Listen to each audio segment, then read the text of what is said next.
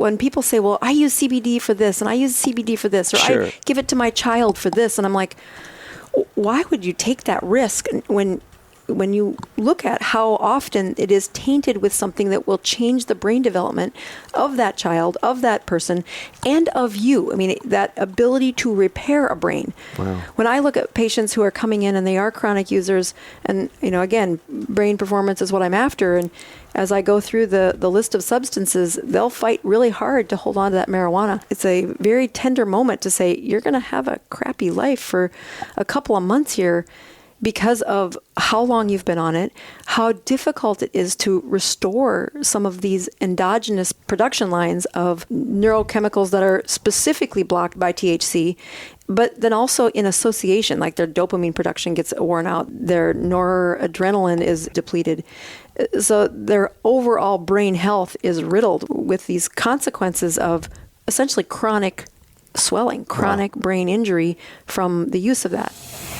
We believe that you are strong by design, and you were made in God's image to have a strong body, mind, and spirit. You're listening to the #1 Strength and Health Authority podcast in the world. So let's get ready to unlock your potential and transform your life in today's episode. THC is basically it's mimicking anandamide. Mm-hmm. I'm saying that correctly, right? Because that's what's supposed to be going into that receptor site. Yes. And THC kind of looks like that. Yep. As far as your body can tell. It looks so that's very why similar. the THC will gladly take up that receptor place, and then the anandamide, when it doesn't have anywhere to go, it ends up just being reabsorbed by the body, or just it's gone. Absolutely. Right? So you make these naturally, right? We have them; they're in your body. We can see them being used. And when we supersede any of the body's mechanics, the body says, well, I don't need to make this anymore. It's always here.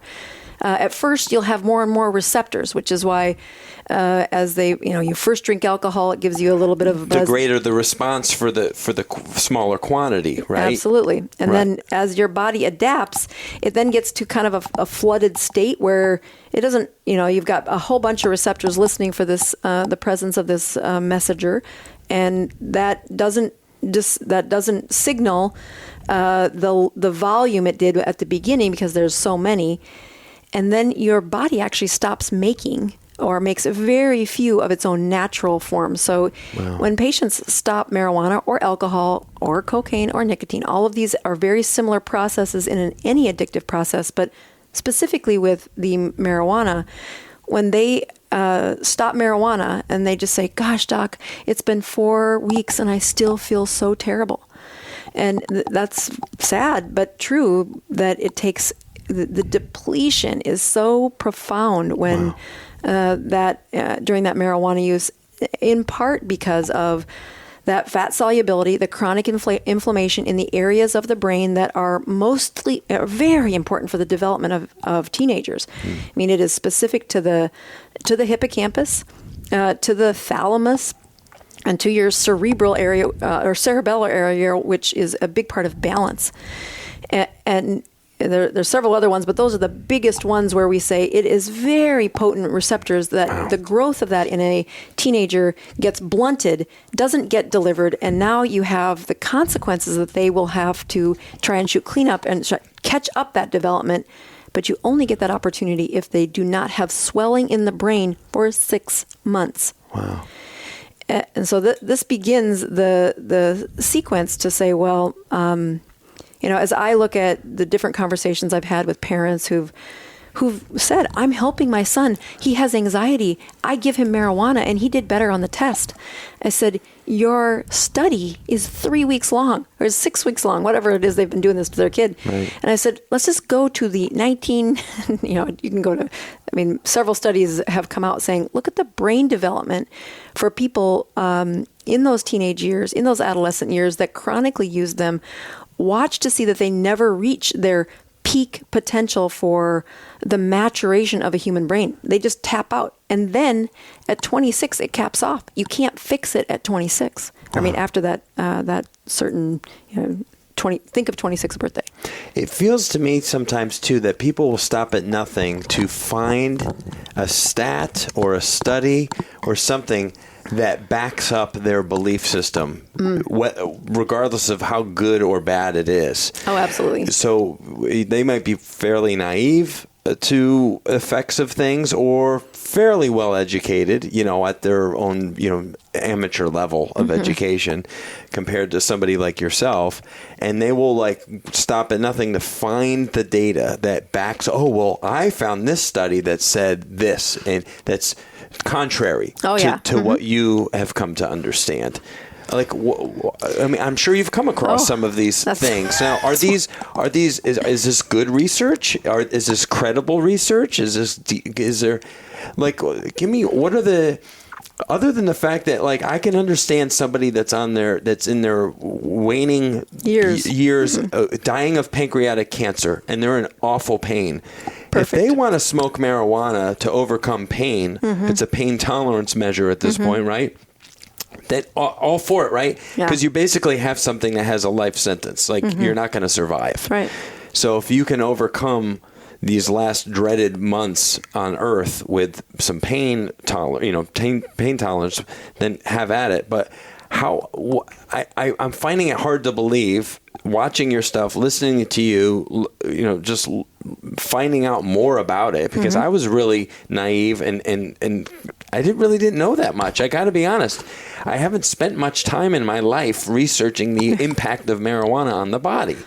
And I just took it at kind of face value, superficial information from what's out there floating in the universe. But what's a good argument for a positive effect of marijuana on the body, anywhere on the body? Yeah, it's really difficult to talk about that. I'll look at the several levers that you can pull in the prescriptive nature of helping somebody with a brain problem. Yes. And I point out that, because I've had every argument. I've done public forums, and then you get this long line of people that want to have every question answered. And they're all of these contested and very popular mantras on why marijuana should be offered. So let's start with a couple things. First of all, if you look at the amount of THC in marijuana, I want to point out that the marijuana in the 1970s and 1960s. I wrote this down. I found this intriguing. Will you? I'll say it out loud. So the Woodstock, there was less than 1% of that marijuana joint was THC. When you get to the early 1970s, the best weed had 3%. 3% of THC in it. As you get closer into the later 80s, you had 15%. Kush Chronic was a brand name of a strand. I actually, I was not on the drug scene in the 80s, right? I was I was 5 to 15 years old through the 80s. But I remember that term, Kush Chronic. Yes. I remember Chronic. I don't know if it was in music. I think it was probably. Music artists singing about it. Yeah.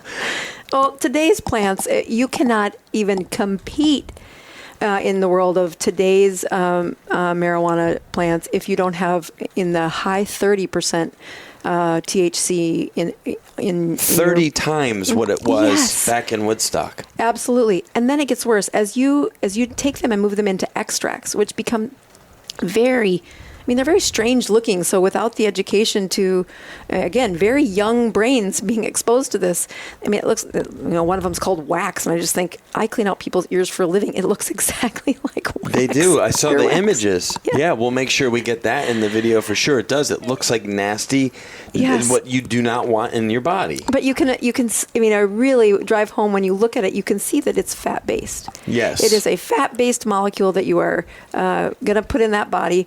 And now you look at the way that they have made hybrids, which is combinations of these, and you have 99% THC in the leaves, in the substances, whether it's not a leaf anymore, whether it's a hybrid.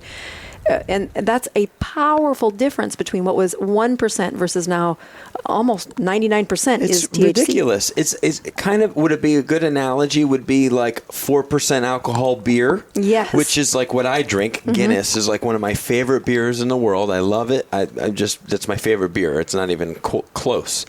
And that's like 4 or 4.5% alcohol. It's very mild, actually, and I just love it, right? And I have some at home in my fridge, and maybe I'll have one tonight.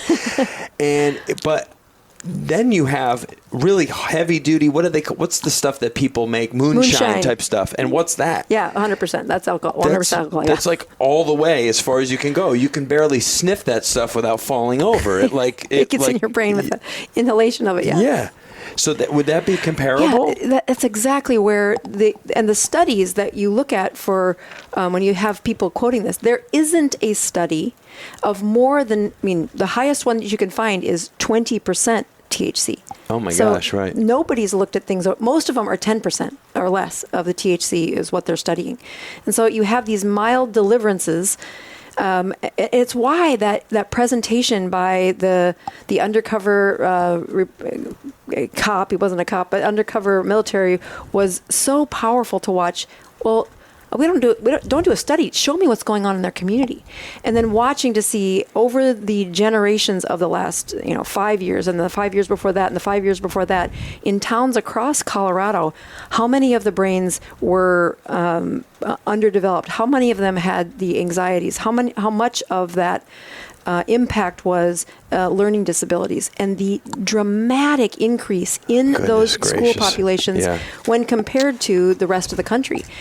And so when I first point out that for the studies that people are quoting are done with lower amounts of marijuana or lower amounts of THC. Right. I also, people will then bring up saying, well, I have this study where, they look at CBD. Well, I was just going to get there, because then there's going to be like, okay, well, I just do CBD oil. Right. I just do CBD gummies or whatever. Mm-hmm. I actually had a company that sent me free stuff. Mm-hmm. To like test and and I was just like, oh well, CBD, it's become so accepted, right? Mm-hmm. It's healthy, it's good for us, right?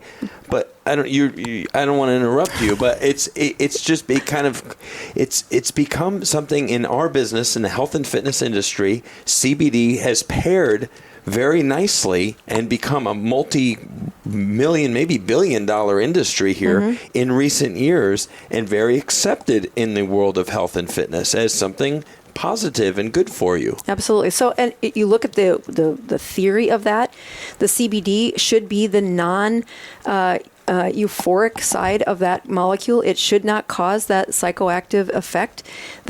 When you're looking at the chemistry inside a textbook, it should do that. It should be non-psychoactive. But then did you happen to take any of them?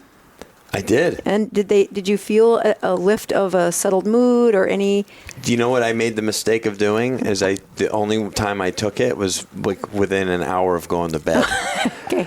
Thinking that maybe it'll help me just relax and fall to.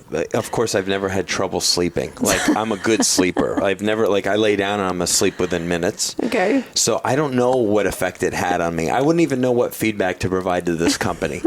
They're like, here, we'll give you some free samples. Maybe you can make some YouTube videos about like our product. Okay. And I'm like, sure. No problem. I don't even know what I would say.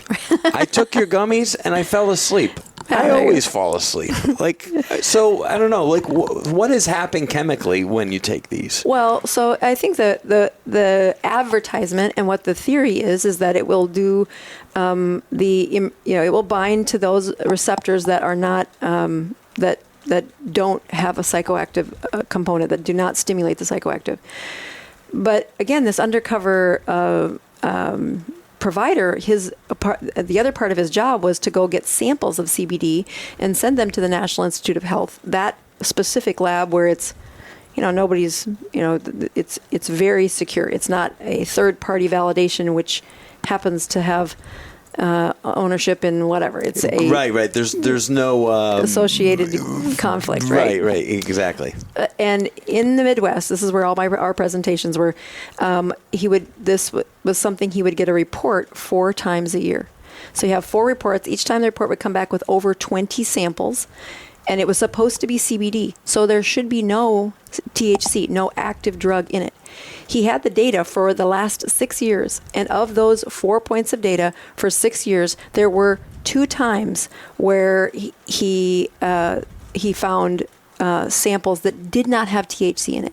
So let's just do that. 20 times 4, that's 80. Times those 4 times, that's 240 samples in that year, over 6 years. And now he has 2 examples where the sample he sent into the lab did not have THC in it. Less than 1%. Yeah.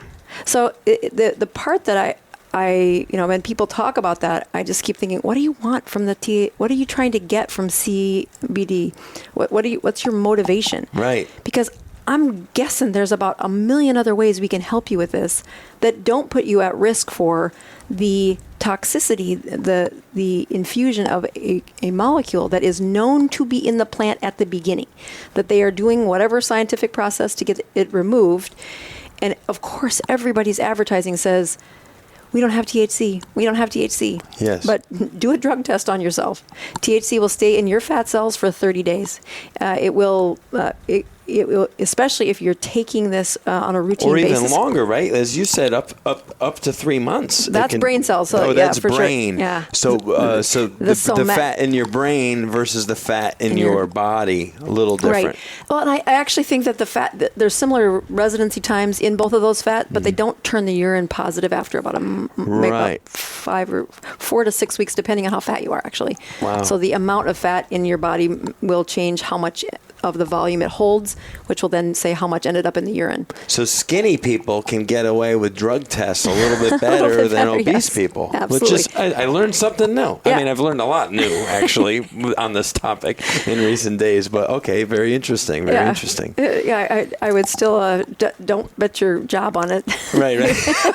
I'm not. I mean, I'm not thinking, I'm such a vanilla guy in a lot of ways. Like, I don't, to me, it's like having a couple of beers, that's me stepping out. Oh yeah. That's me living large these days. Yeah. Sometimes I think that's the wisdom that shows up years after doing things that you're that's okay, true. Let's just that doesn't play forward very well. Done. Yeah. I did enough stupid stuff. I learned that stupid is stupid. It's not, and it's oftentimes not even fun because of the consequences of it. So, well, and I think that's where you get back to when people say, "Well, I use CBD for this, and I use CBD for this, or sure. I give it to my child for this," and I'm like, why would you take that risk when you look at how often it is tainted with something that will change the brain development of that child, of that person, and of you? I mean, that ability to repair a brain. Wow. When I look at patients who are coming in and they are chronic users, and again, peak brain performance is what I'm after, and as I go through the list of substances, they'll fight really hard to hold on to that marijuana. Yeah. It's a very tender moment to say, you're going to have a crappy life for a couple of months here because of how long you've been on it, how difficult it is to restore some of these endogenous production lines of neurochemicals that are specifically blocked by THC, but then also in association, like their dopamine production gets worn out, their noradrenaline is depleted, so their overall brain health is riddled with these consequences of essentially chronic swelling, chronic brain injury from the use of that. And the scans that you have provided, which I love that. That's how you start it. Yeah. In the beginning, you show healthy brain, and then you show a brain that's riddled or pocketed or missing parts, and you're saying, okay, what do you think's happening here, right? Mm-hmm. And then the other gentleman that was part of it or whatever put out some guesses or some feedback that was happening in it live from some people responding. And, okay, that's Parkinson's, or that's Alzheimer's, or that's alcohol abuse, or that's drug abuse, or whatever. And it's really like, whoa. And some of the brains were young. So young. It was like 20-year-old brains with like missing parts. That you were like, oh. I mean, and as I look at their treatment plans for how do I help this person get back onto the path where they can, the human brain is amazing. It can repair when you give it the right setting. Yeah. You might not be able to grow your hippocampus any longer, but you can fill in those blanks. You can really reactivate. There are several things that we can do that we know are not mythical. We have really solid evidence for improving how that brain works, how to get that peak brain performance out of their lives again. But it begins by stopping the swelling, which means no alcohol, no marijuana. The alcohol, you swell your brain for that 48 hours, but the marijuana, you swell it for 12 weeks as it hangs out in those extra fat places of your brain. And when you say these, flippantly say this to a patient who's never heard any of this, many times they just get up and walk out. They just feel so overwhelmed that they... Yes. So I don't lead with that anymore. Yeah. I don't want them to get up and walk out. Because people don't right out of the gate want to hear what they can't do anymore when it's something that they've invested a lot of energy and time in and really enjoy. It's like telling that woman that you really shouldn't be drinking 3 glasses of wine every night, you know. Right. And okay, maybe you lead in with like, hey, maybe we try cutting back to 2. Right. And it's kind of like let's get there, but let's get there very slowly. You had mentioned this earlier, and I just wanted to get back to when you mentioned a functional MRI, and I know a lot of people listening have heard of an MRI before. Tell me, it's so cool because you said in your webinar, watch us think. It's basically you're able to see how the brain works in real time with a functional MRI. So the best, if you've ever watched the show House, the Dr. Yes, House. of course. Yeah, okay? I know exactly. So they always use functional MRIs on that, telling the stories, saying, and I remember when I was just learning about this, and this was the first few years of House I'd watched, where they were having a patient under the functional MRI. And of course, this was storytelling, but then it happened in reality in my own life, like a month later. And it was just like, that wasn't fake news. But they had asked the patient to play the piano or practice. He plays the piano. He had a brain injury, and they said, I want you to pretend to play the piano. And you could see the part of his brain that was hyper-developed, and he was playing the piano in his mind. Wow. It was super cool. But the places that are a little easier to understand is I like to use a second language. So if you, I'll usually pick an audience member to help me with this, saying, if I put you under a functional MRI and I put a smell under your nose, I would ask you to tell me, well, what is that smell? What's the memory, right? Because the olfactory system is highly connected to memory. Amen. Yes. More so than any other sense we have, right? And it's so superficial, so it's right there, and that's a short little connection because of the proximity. Yeah, very good. And when you look at the functional MRI, you can watch to see them thinking about what is the smell, because we store our smell memories in a specific area. But as soon as this other place in your brain lights up, we now know that you have a word that links to that smell. And so we can see it like, but before we let you trigger the muscles of your mouth and tongue and throat to speak the word, we say, wait. Do you speak a second language? And in my little example, they always say yes. Yeah, right, of course. Like, I want you to think about this, what this is. I want you to describe this smell with that other language. And then you can see a different area of their brain light up. It highly overlaps with the first language. And we can tell by where that space lines up relative to the first language what age you were when you learned the second language. Wow, that's cool. Right? So if you grew up in a household speaking 2 languages, right? Say your one parent spoke Spanish, your other parent spoke English, and they encouraged both languages. Yep. You could tell, from a very young age, this kid was bilingual. Absolutely. Wow. And if you try to learn that at like 40, it'd take a lot more. You might have a tumor outside. Take a lot more brain power to learn Absolutely. a second language as an adult, right? And you can see that on functional MRI. So I just think that's a great way to say, here's what we're looking at. Here's what we can see. So that's the function of it. But the other part that I've always been very interested in was the division of cells within the human brain. In my medical school training, which isn't, I graduated from medical school in 1998, and the test questions all said, the brain cells you're born with are all you get. You don't get to make more. You prune, you take them away, but you do not get to make any more. This is what I've heard. Right? Yeah, that's not what true. I always heard. You're not going to get more brain cells, so don't kill them off or whatever, you know. But there are stem cell-like effects inside the human brain, and we know that through what functional MRIs have taught us, and then diving in and harvesting them post-mortem to then grow. How can we make that stem cell effect of the hippocampus is one of the areas that you can make a cell like a cell. Now, you can't grow it longer, but you can fill in those holes. I was talking about earlier that if you have an injury to the hippocampus, it's slow going. It's a difficult, slow recovery. But you can make hippocampal cells from other hippocampal cells as long as the brain chemistry is right, as long as it's not swollen, as long as you're getting good deep sleep.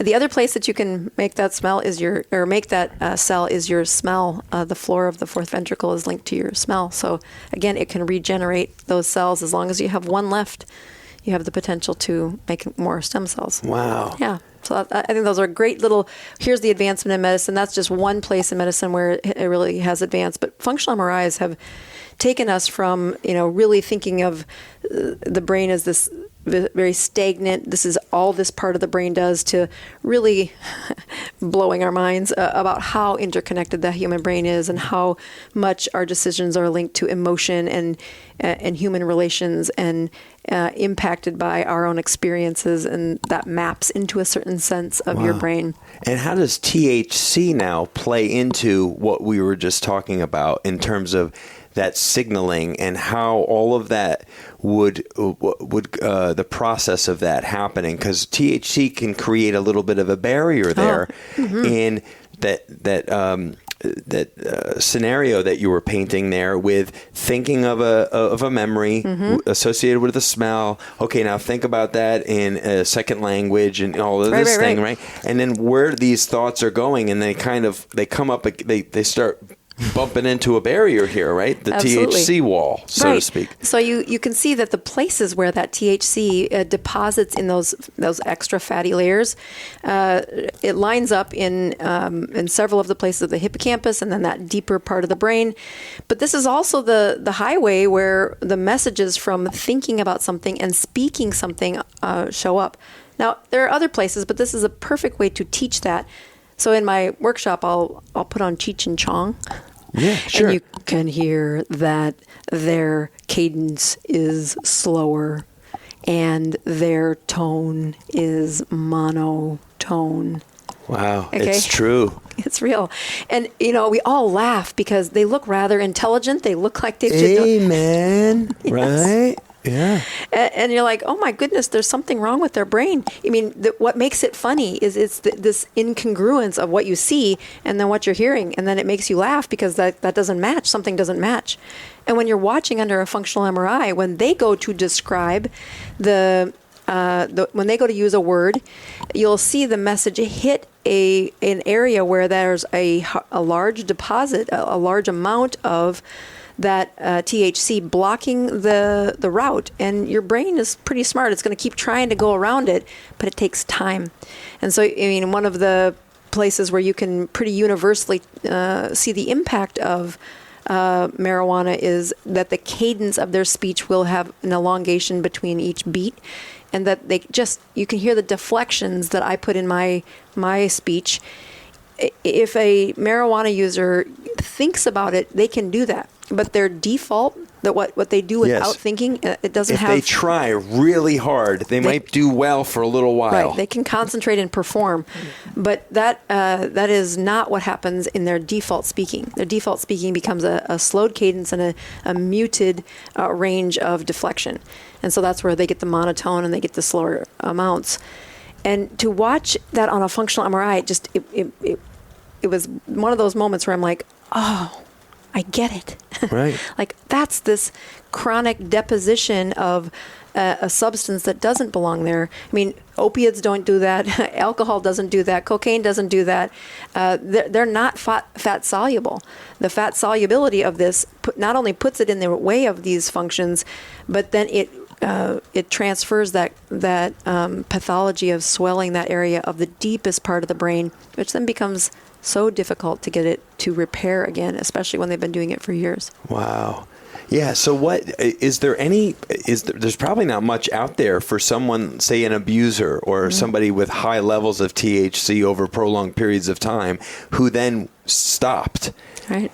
Is there much data out there for how their brains recovered or rebounded from that? I like to tell the story. So I've had a lot of patients over the years, and sometimes I didn't get to choose them. The judge chose them.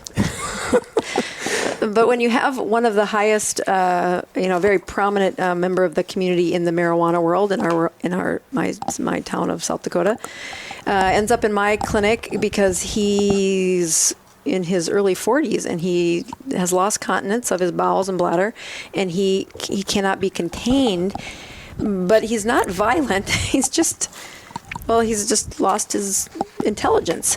And so he ends up in a nursing home. Well, at 40? At 40. But what's unique about the nursing home is, he can't smoke marijuana there. No. And so he detoxes. And of course, I do him on rounds. I see him on rounds, and as I watch him over the months, he's definitely getting clearer. And then one day, it was about 6 months in, he was just gone. He ran away, I'm sure. Got you. Not gone dead, no. No, he was just gone. I'm like, how gone? Right. But what's powerful is, you look at the timeline that it takes. He had a huge history of marijuana, and he was very passionate about how healthy it was for him until he could not reason. He couldn't reason through it. It's so healthy, I can't even hold my bladder, or I poop in my pants. It's so good for me, though. Right. You're like, oh my gosh, it was the most pathologic. In fact, I didn't even give him full credit that it was all from that. I thought he must have had a head injury. Maybe there was a toxicity of another drug. He was on other medications that might have caused it, and those had been stopped. So it might have been a combination that we did stop anything that might have caused it, but we had no good answers. And he didn't have a good support system, so he ends up in a state-funded nursing facility instead of a jail, which I do think was the right place for him to be, because he wasn't violent. He was just not cognitively advanced anymore.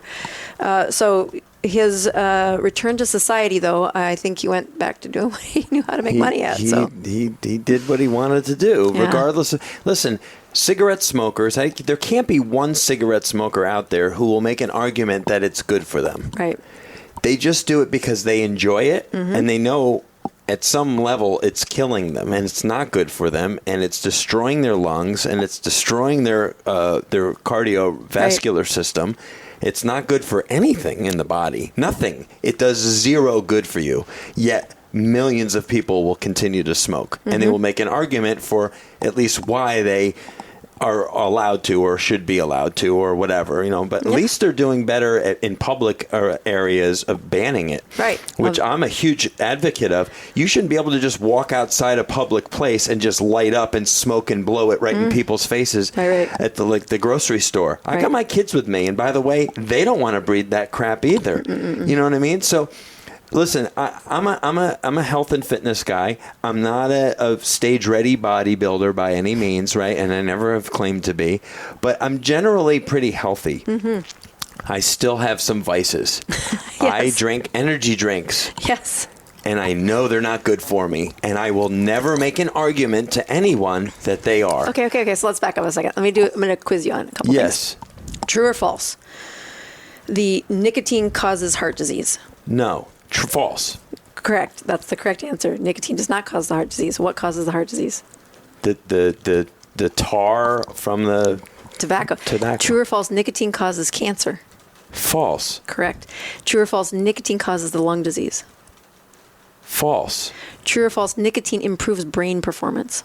False. True. Oh, it's true. Nicotine does improve brain performance. Well, it kind of gives you it gives you more focus. Yeah, it does. Yeah, okay. It increases the rate of. So think of nicotine. Darn it. I was staying with the false. I was going I'm going to ride this false to the grave here. But you look at that comparison between nicotine and caffeine.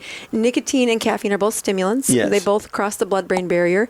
Nicotine is more potent than caffeine. One molecule gets you about 4 to 6 of what caffeine Making will. it why it's more addictive? Yeah, why it's more addictive. But Okay. once they started, especially if they started in that developmental years of their brain performance, it's very difficult to get off of it. Even after that nicotine is a very difficult chemical to come off of, as is cocaine. So the access to cocaine is much less. Access to nicotine, it's out there. Yeah, it's easy. Yep.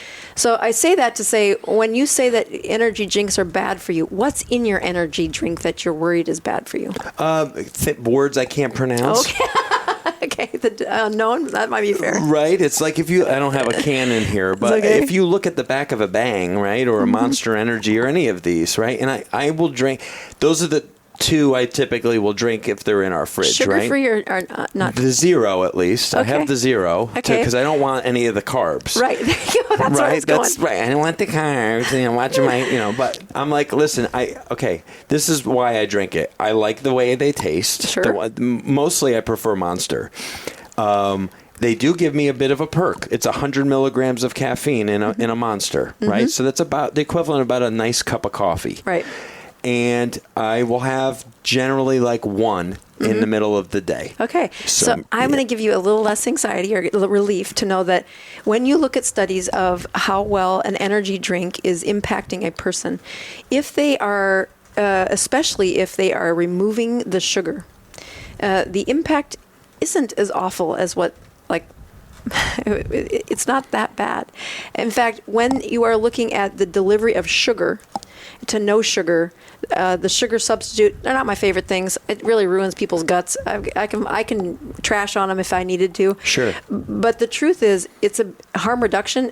Having the sugary drink to get your energy, that causes pathology over time, increases weight, increases cancer, increases dementia rates, increases heart disease. All of that is an insulin enhancing or insulin growing process of those high carbs. When you have energy drinks that got some caffeine in it. Celsius is another one I like. Oh, yeah? The Celsius is the slim can with lots of different flavors. They've become huge in the last couple of years. Okay. And that's everyone in this building drinks those. Everyone. I'm even ratting out every one of my team members right now who drink those. Yeah. Well, as long as there's as it's not high in carbs. No, there's no carbs. That's what makes them so accepted, I guess, in the world again of health and fitness, our industry, where healthy people will make claims or arguments that, this is fine for me. Right. It's no sugar. It has vitamin B in it. How bad can it be? But if you can't pronounce 10 to 15 of the ingredients, I do think they're overpriced. I think they are overpriced. Right. Yeah. So adding some caffeine and some vitamins and some carbonation with some sugar substitute. Okay, and that's not a bad thing. What I have recently been working with is my son's a wrestler. Yes, that's right. Yeah, and so really good too, right? It is the season, so we're excited, and he's got 138 is the new weight that I will think of until at least March 1st. Wow. That we make 138 every week. But and I am advising him and saying, okay, I don't want to blunt his growth or stop his hippocampus, and I want him to make weight.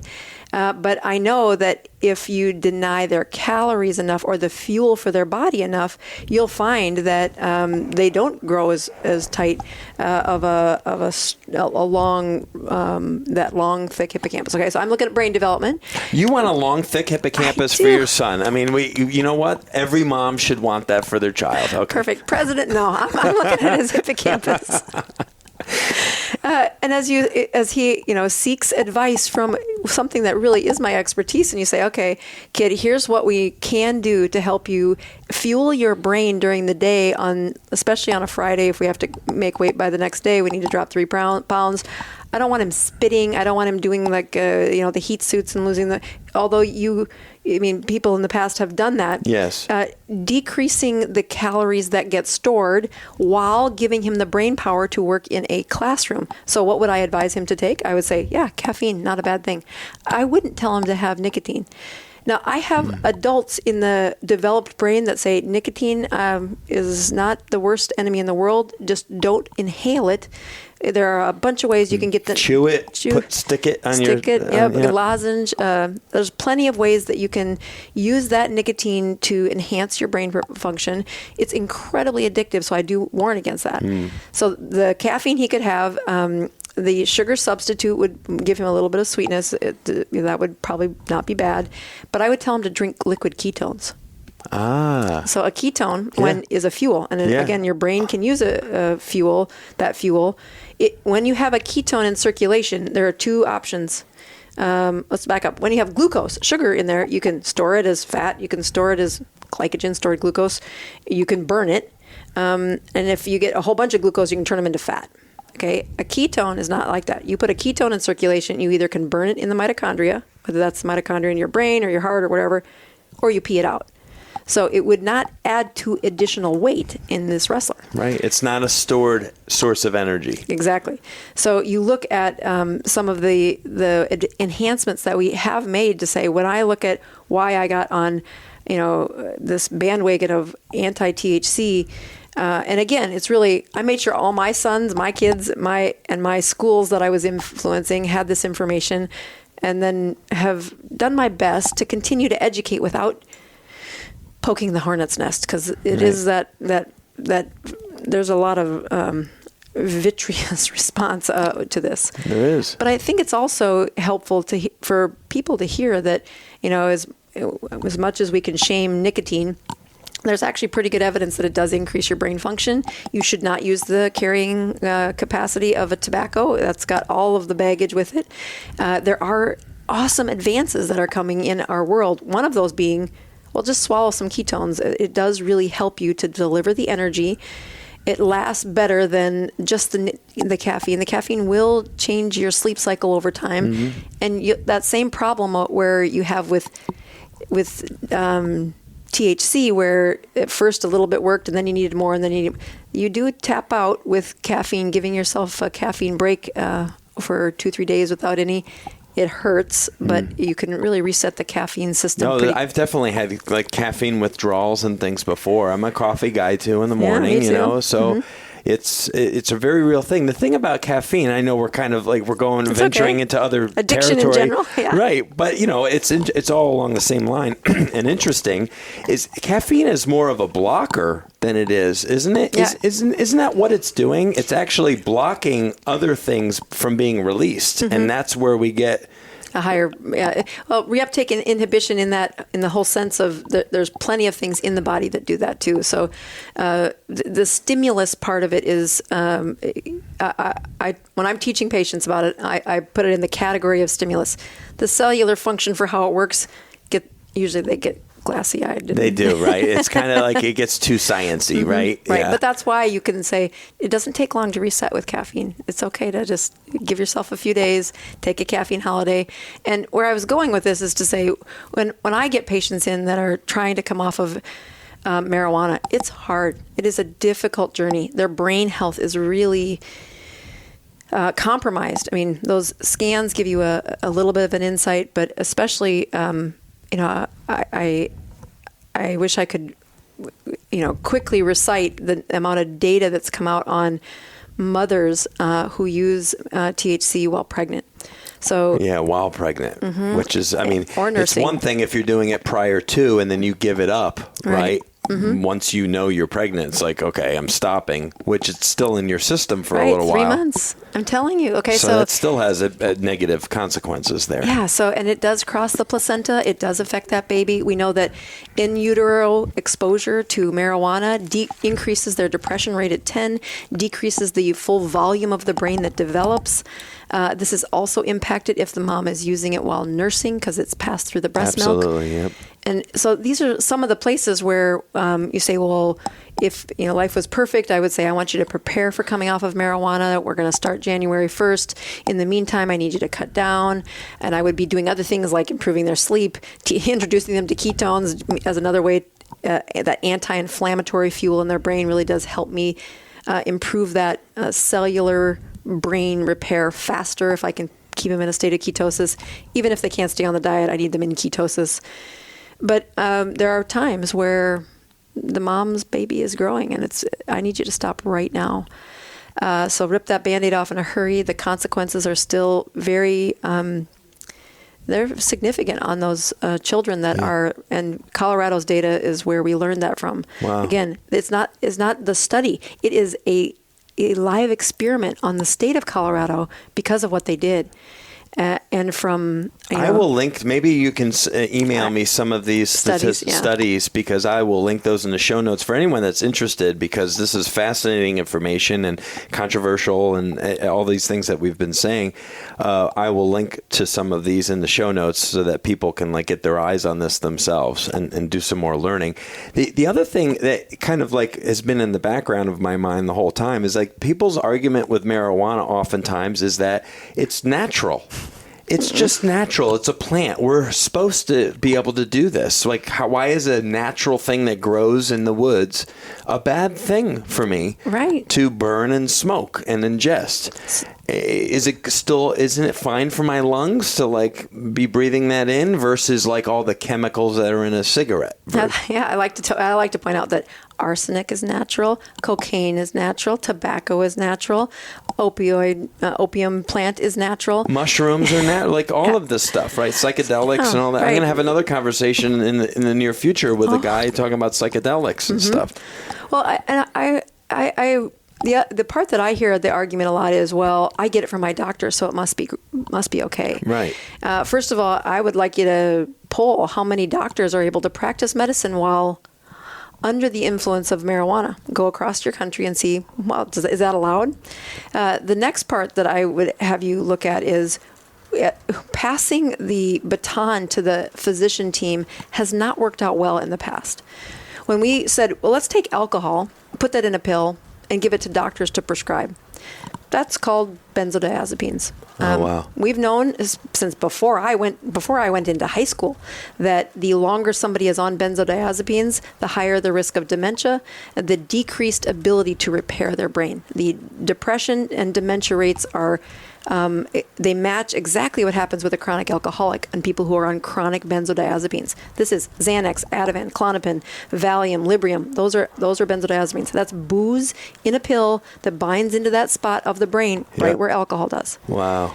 The next thing that we have messed up is, well, what happens when you put heroin in a pill? Yeah, that's called OxyContin.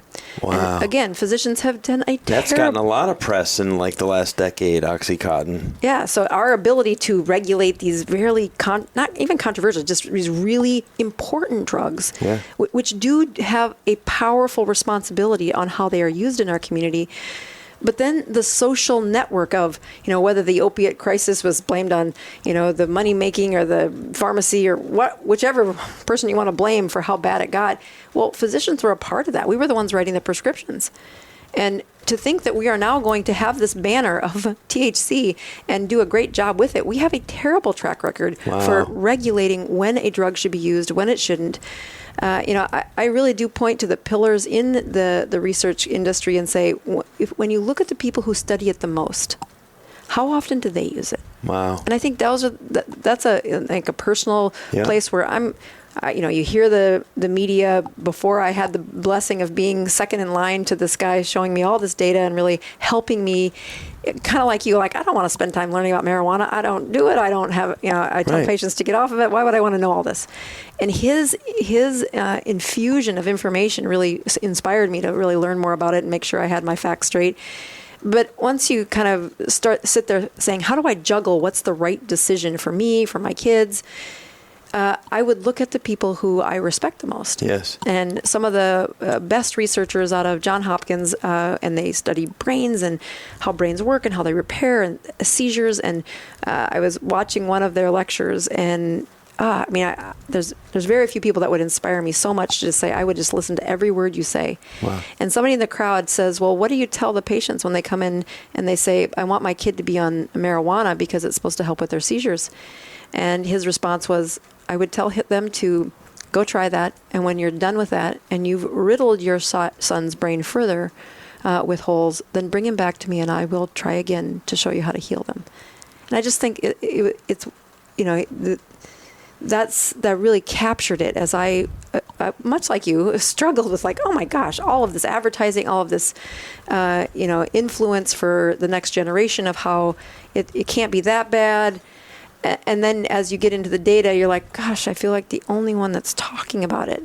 And then you see some of these, the giants who've really researched the brain, who've taken I pale in comparison to how well they understand the pathophysiology and the performance of the human brain. And those kinds of answers, kind of put a banner in my confidence to say, okay, I'm on the right path here. Which then inspired me to get all this ancillary information. But this parallels so look at the giants in the social media industry. They don't want their own children on social media platforms because they know exactly what the goal is. Amen. The goal is to get you so addicted and so looped in and so drawn in that you cannot break out. It's real. Yeah. And it's the same thing as a drug or being addicted to something foreign. Right. And the same response. They don't want that for their own kids, but they'll gladly do it, obviously, because they're making millions of dollars each as higher ups in these big outfits. The Facebooks and the Instagram and Twitter and all of these, TikTok and all these people making boatloads and boatloads of money because they know exactly what they're going to get. They're going to get people who are glued for hours a day scrolling dopamine, right? Yep. And then over time, that pleasure point that's the only place they can find pleasure. There's a couple things I'll leave. I don't know how much time we have left, but no, we're good. We'll wrap her up. Yeah. All right. So there's a few things that when patients come to me and they're really saying, well, what would you tell your kids, or what is it that I had for the goal? As I said, my sons are now 16, 19, and almost 22. And as I looked at what motivated me to really take this into the middle schools, they couldn't listen to their mom, but when their mom was in front of the school, it was different. They could hear it. Yes. That as a developing brain should have several avenues of places where you draw pleasure. That you look at what is my dream, what was my prayer for my boys' development of their brain, is that the threads, when I get an addict at 18 years old who's highly addicted to, pick something. Alcohol and marijuana are very common combinations at that age at this time, and they've got two threads in their brain that were delivering this pleasure sense or this dissociation, and now the other threads that they were supposed to have developed, they're the tiniest little like spider threads, and and the marijuana is a number 9 wire, and the alcohol is twice that, based on how long they've been using, and to say now I have this morphed anatomy that needs to be reset. And unfortunately, when that development happens, that they have muted development of pleasure from friendships, pleasure from, food, which can be abused, pleasure from exercise, pleasure from, storytelling, acts of service, the other places in the brain that are being artistic. Being active, being an athlete, movement patterns of the body and mechanics and stuff. Like all of these things, you're detracting from them now, right? Right. And the chances that they're going to feel pleasure from those as they develop later on is very low. The chances they're always going to feel pleasure from whatever was developed during those teenage years, it's why the discussion of pornography and marijuana and alcohol and social media come in to say, if this is where you feel great, you're going to depend on this for the rest of your life. And if you can just push off that, I tell when parents say, does that mean they never get to have alcohol? They never smoke a joint? And I'm like, well, just wait till their brain's developed and then ask the question. And what you really guaranteed is, even if they start drinking at 21 or 25 or somewhere in those mid to late 20s, the number of people stuck for decades in addiction, which is what have shuffled through my clinic over the last 2 decades, it is a life that is sacrificed so much because they are linked to that addiction, and it's a cross they'll bear till they die. And so to help them bridge through those very important years, I think the education about what marijuana is doing, how it works, really getting into the truth about, I tell my kids, nicotine's not something I want you to do. Here's how it works. I mean, you try to stick with truth and not just say, everything's terrible. You're never... Right. Right? Back up what you're saying and have some real, some real knowledge or some insight behind it. It can't just be a blanket statement and you're trashing something and you have no reason for it, no platform to stand on. Right. And today they can Google and tell me, and argue with me. And I think that's the power that I've been super thankful for is, really sticking that science motivated them. And I've got pretty good evidence to prove this was this is where we've landed.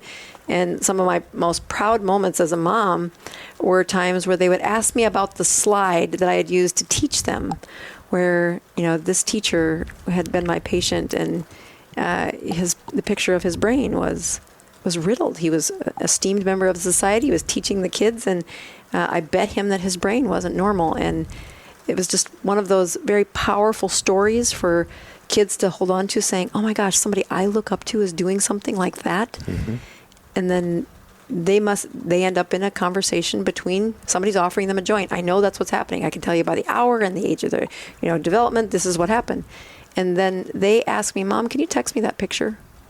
And that's like the best feeling to say, even if they don't choose that right thing in the moment, if they end up, experimenting like many kids do, there was a chance where they didn't, because the education connected, and they were able to at least have articulate why they weren't going to do that to their friends, which, as a mom, that's a big win point for me. Without question. Mm-hmm. I always kind of go back to when it comes to making decisions on things, what would I tell my kids? And if you don't have kids, what would you tell the kids in your neighborhood? Mm-hmm. You probably know some, right? And what would you like to see for them, for their future and for their life? Not a riddled brain that didn't get to develop and grow at its best potential. Right. And the big takeaway here is we want nice, big, beefy, long, thick seahorses inside of our brains. We want this hippocampus maxed out. We want the Michael Jordan hippocampus. Amen. I don't know one person who wouldn't want that,